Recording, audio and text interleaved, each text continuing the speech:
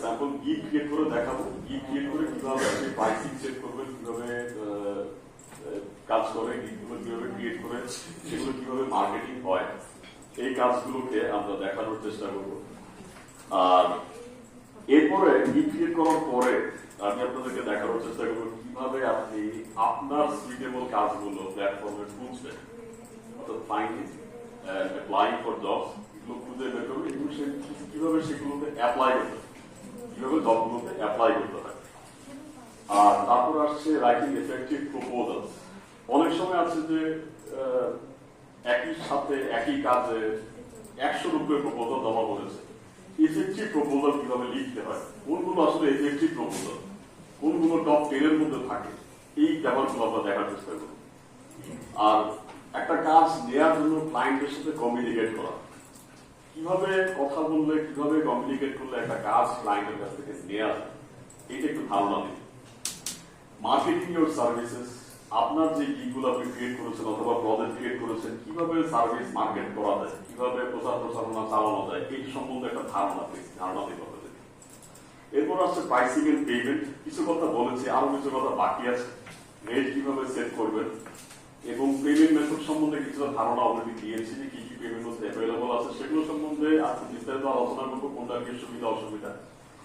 আর pricing model, market place গুলোতে কিভাবে আসলে আপনার প্রজেক্ট অথবা গিগ এর প্রাইস গুলো নির্ধারণ করা যায় সেটা সম্বন্ধে কিছু ধারণা দিব।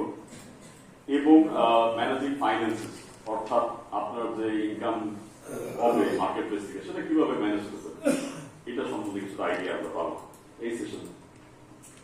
তো প্রোফাইল ক্রিয়েট করা, এই স্লাইডটা কমপ্লিট করে আমরা প্রোফাইল ক্রিয়েশনে চলে যাবো। আমি একটা করে স্লাইড দেখাবো, সেটার এফেক্টিভিটি অর্থাৎ মার্কেট প্লেস আপনি সেটা কিভাবে ইমপ্লিমেন্ট করবেন সেভাবে আমি জিনিসটা সাজিয়েছি।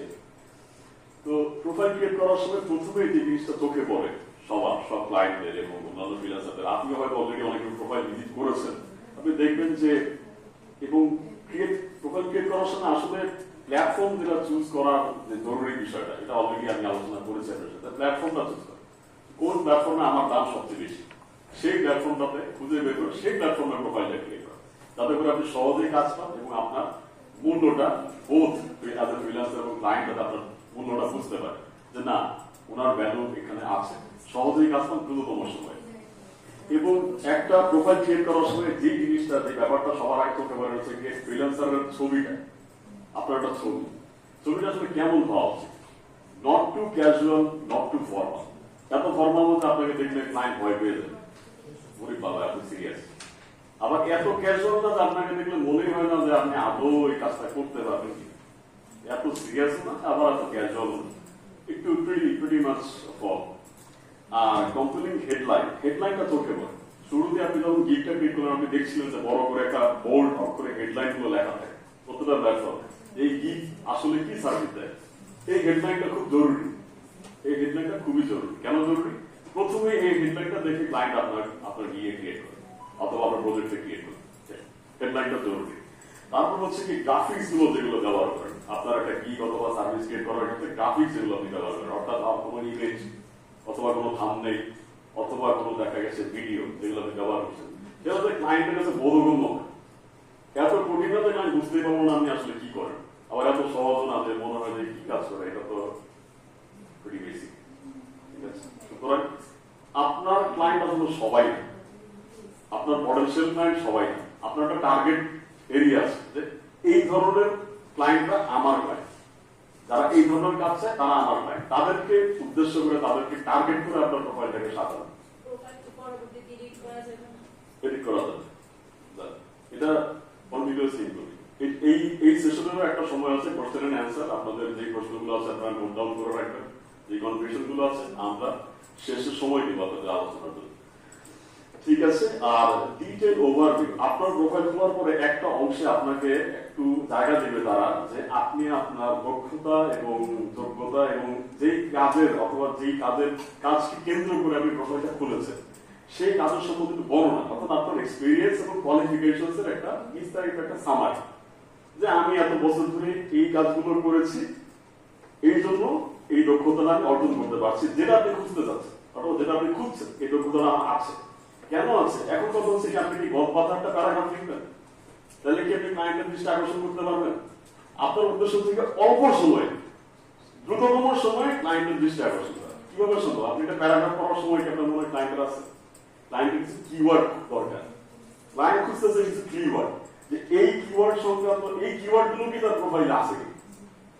ধরেন আপনি তো লোগো ডিজাইন, তো ক্লায়েন্ট খুঁজতেছে যে আপনি কোন কোন টুল ব্যবহার করে লোগো ডিজাইন করেন, সেই নামগুলো যদি নামগুলো থাকে তাহলে ক্লায়েন্ট বুঝতে পারবে যে না এই টুলগুলো ব্যবহার করে সে কাজগুলো করছে।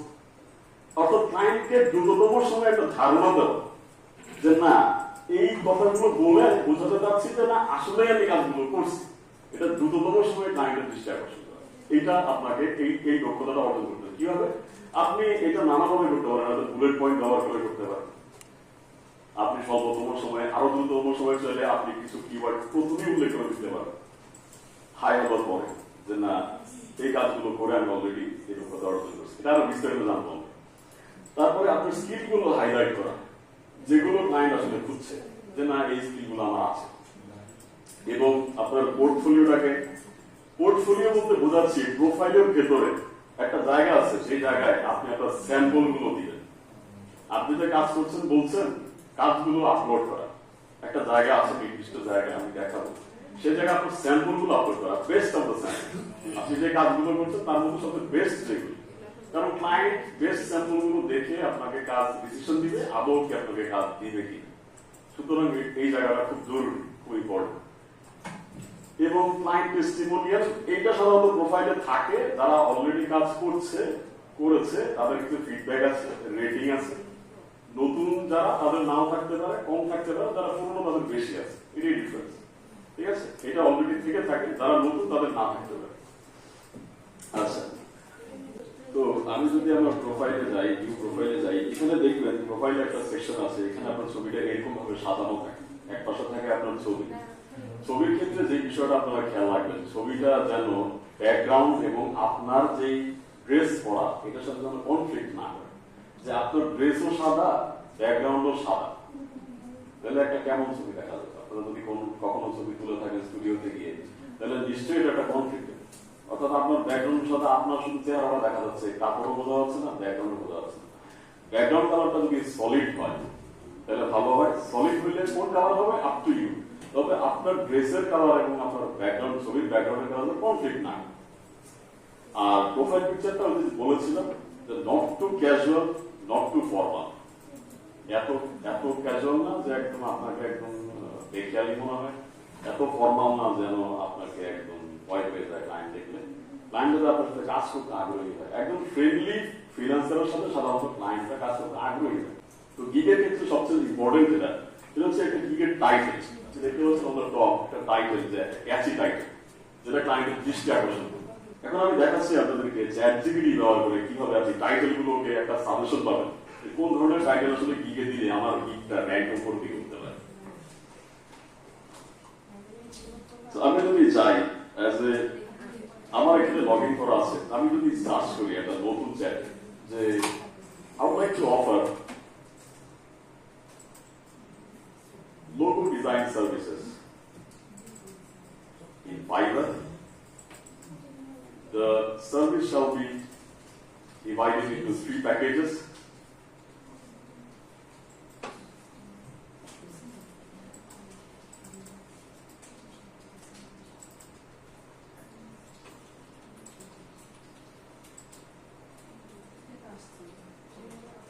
আচ্ছা, এই ক্ষেত্রে একটু খেয়াল রাখবেন, B as specific as possible. আপনার কমান্ড যত স্পেসিফিক হবে আপনার রেজাল্ট তত ভালো হবে। কমান্ড যত আপনার স্পেসিফিক হবে, আপনি যেটা চাচ্ছেন সেটা যত আপনি নির্দিষ্ট করে বলে দিতে পারবেন, তাদের রেজাল্টটা তত বেশি ভালো হবে, তত বেশি ধারালো হবে, এবং তারা তত ভালো রেজাল্ট আপনার সাথে উপস্থাপন করতে হবে। যদি আমি এইটুকুই দিই যে না এর বেশি আমার মাথায় পড়ছে না, আমি এইটুকুই চাই যে আমাকে একটা গিগ ক্রিয়েট করতে হবে যেটার মধ্যে 3 ধরনের সার্ভিস থাকে, আমার একটু সাজেস্ট করো দেখি যে কি ধরনের আসলে সার্ভিস দেওয়া আছে। জাস্ট ক্লিক অন এন্টার, দেখি চ্যাটজিপিটি কি সাজেস্ট করে ফাইবারের জন্য।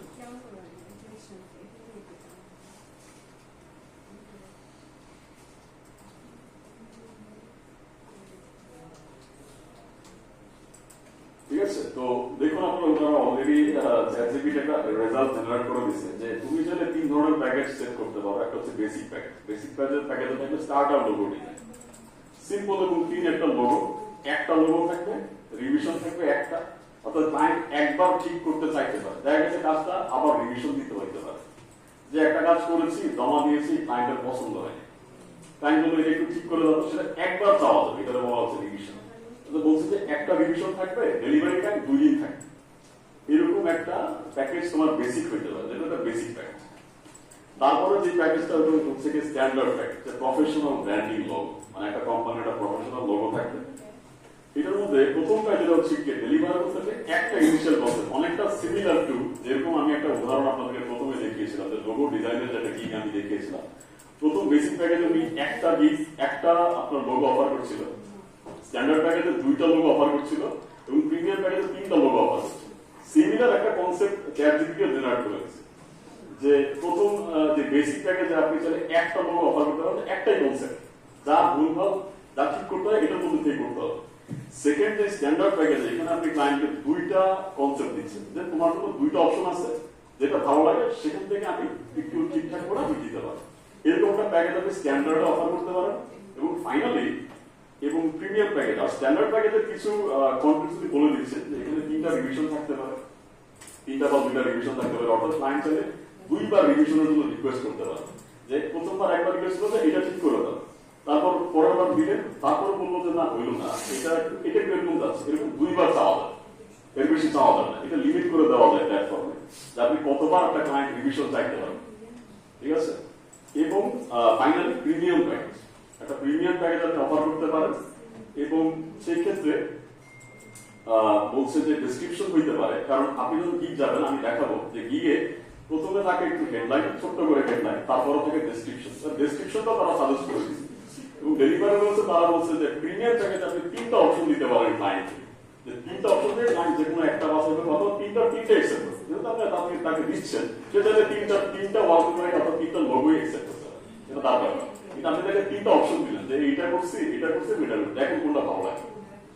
তারপর ক্লায়েন্ট চাইলে 3টা এডিট চাইতে পারে এবং আপনি তাকে রিভিশন দিতে পারেন, কয়টা আনলিমিটেড রিভিশন, যদি আমি আনলিমিটেড রিভিশন প্রেফার করি না, মানে একটা ক্লায়েন্টকে আনলিমিটেড রিভিশন দেওয়া উচিত, মানে সে চাইলে যতবার খুশি ততবার ঠিক করাতে পারবে, এটা আসলে একটু একটা ফ্রিল্যান্সারের একটু অমানবিক হয়ে যায়, একটা লিমিট করে দেওয়া উচিত আমি মনে করি। আমি বললে প্রিমিয়াম প্যাকেজে 3বার রিভিশন, হয়তো হাইস্ট 3বার আমি দিতে পারি, যে একটা ক্লায়েন্ট 3বার হয়তো বা সর্বোচ্চ আমার কাছে রিভিশন চাইবে, এর বেশি চাওয়া উচিত হবে না, ঠিক আছে। তো এটা আপনি লিমিট করে দিতে পারবেন, আমি দেখাবো যে লিমিট করে দেওয়া যায়। এবং ডেলিভারি টাইম উনি স্ট্যান্ডার্ড প্যাকেজের জন্য উনি বলছিলেন যে 3 দিন ডেলিভারি, 3 দিন ডেলিভারি টাইমের মধ্যে উনি এই ডেলিভারেবল সাবমিট করবেন।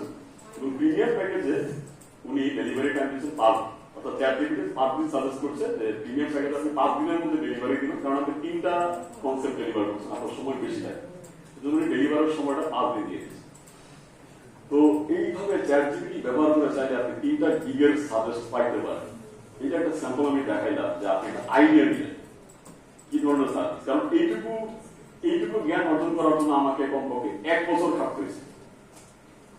আমি সরাসরি মার্কেট থেকে গিগ ঘেটে ঘেটে প্রোফাইল আর ফ্রিল্যান্সারদের গিগ ঘেটে ঘেটে তারপরে এই জ্ঞানটুকু আমি অর্জন করছি, যেটা আপনাকে 2 মিনিটে আমার চ্যাটজিপিটির সামনে এনে দিবে। এটুকু আমাকে 1 বছর খাটতে হয়েছে, তারপর আমার একটা ধারণা হয়েছে যে এই 3 ধরনের প্যাকেজ আপনার, সুতরাং এখন এত সহজ হয়ে গেছে, এটা বড় সুযোগ।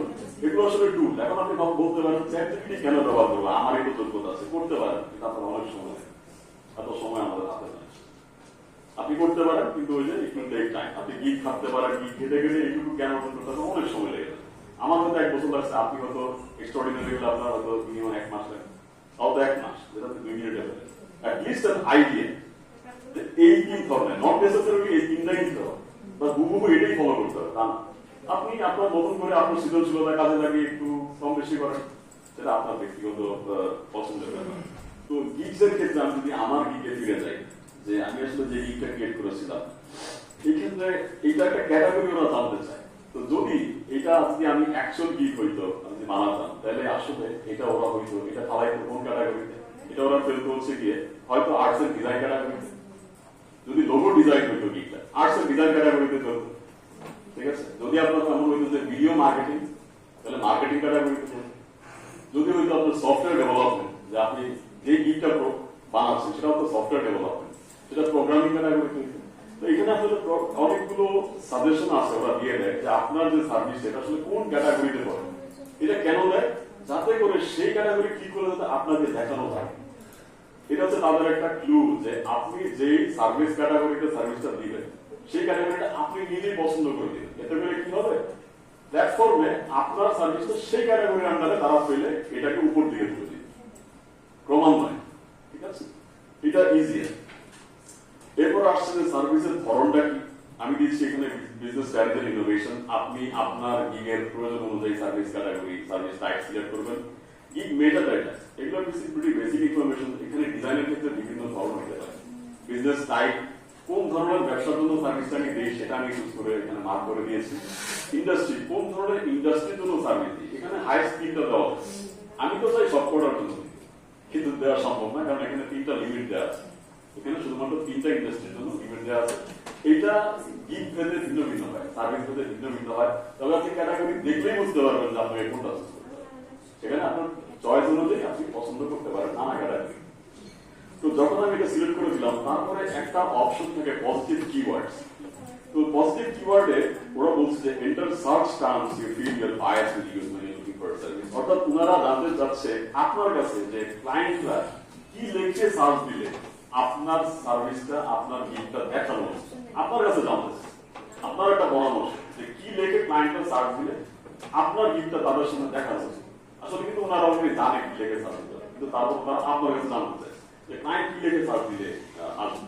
আমি আমার গিগ অনুযায়ী সার্ভিস প্রোভাইড করেছি। ধরুন আপনি জানেন না, আপনার একটা একটু ব্রেইন স্টর্মিং দরকার, যে আমি একটু জানতে চাই, তাহলে আপনি লেটস ইউজ চ্যাটজিপিটি যে আসলে কি টাইপের কিওয়ার্ড ব্যবহার করা হয়।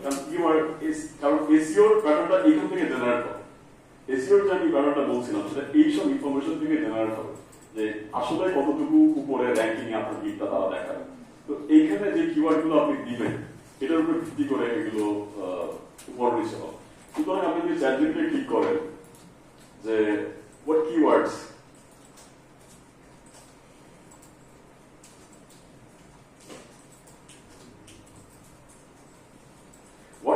shall I use in the gig so that my clients, my potential clients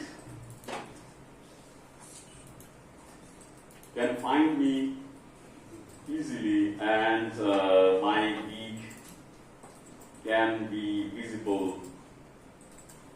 on the top of the services list।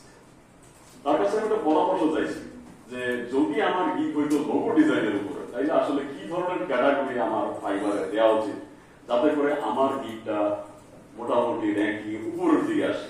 Let's see ChatGPT কি সাজেস্ট করে। তো চ্যাটজিপিটি যে কিওয়ার্ড গুলো দিয়েছে এগুলো প্রিটি বেসিক এবং সেকেন্ডারি। উনি প্রাইমারি দুইটা ভাগে ভাগ করে দিয়েছে, প্রাইমারি সেকেন্ডারি, এবং অনেক সময় নিশ কিওয়ার্ডসও আছে। তো ক্লায়েন্টস মূলত এগুলো দিয়ে সার্চ করে, এটাই আসলে চ্যাটজিপিটি আপনাকে দেখাচ্ছে। তো টু দা পয়েন্ট রেজাল্ট, এটা আসলে কোনো গল্প না, to the specific result ChatGPT আপনাকে দেখাচ্ছে। কারণ ও চ্যাটজিপিটির কাছে ইনফরমেশন অলরেডি আছে যে ক্লায়েন্টরা আসলে কি দিয়ে সার্চ করে। তো এই কিওয়ার্ড গুলো দিয়ে আসলে ক্লায়েন্টরা সার্চ করে। যেমন logo design, custom logo design, একটা ক্লায়েন্ট আসলে এগুলো দিয়ে কিওয়ার্ড সার্চ করে। আপনি এখান থেকে আপনার পছন্দসই কিওয়ার্ড গিগে দিতে পারেন। ঠিক আছে, চাইলে পুরো লিস্টটা দেখে এখান থেকে আরো ইউনিক কিছু দিতে পারেন। যেমন আপনার যদি হয় যে 3D লোগো, যে আপনি সব ধরনের লোগো না, শুধুমাত্র 3D লোগো সার্ভিস দেন, তাহলে আপনি 3D লোগো কিওয়ার্ডটা চুজ করেন স্পেসিফিক টু ইউর সার্ভিস। আপনার সার্ভিসে যেটা মানানসই, যেটা জুটছে সেটা আপনি